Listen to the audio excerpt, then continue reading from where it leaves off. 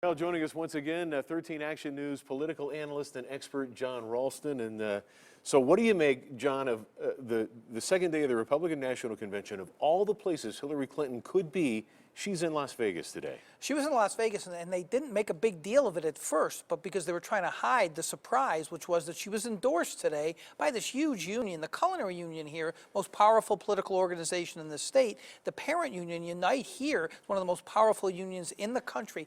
They had really not embraced Hillary Clinton the way that she wanted to be embraced. In fact, they flirted with Bernie Sanders for a while over a big issue to them in the Affordable Care Act called the excise tax or the Cadillac tax. That's a huge tax on employer plans, the kind that the culinary has. They have a great health care plan. The culinary has hectored the administration, the Obama administration, for years, saying Obama's not listening to them. They really wanted Hillary Clinton to listen. She did.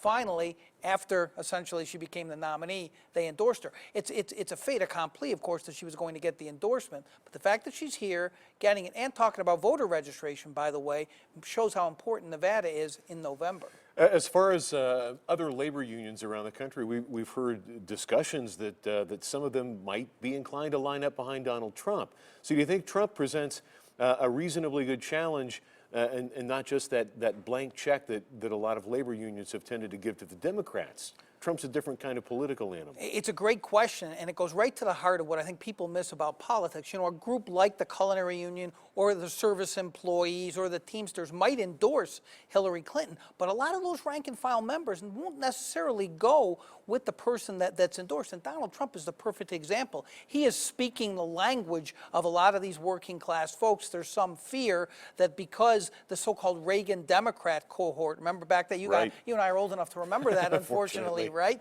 So there was something about that I think some of the unions are worried about. But here in Nevada, I think she has pretty solid union support.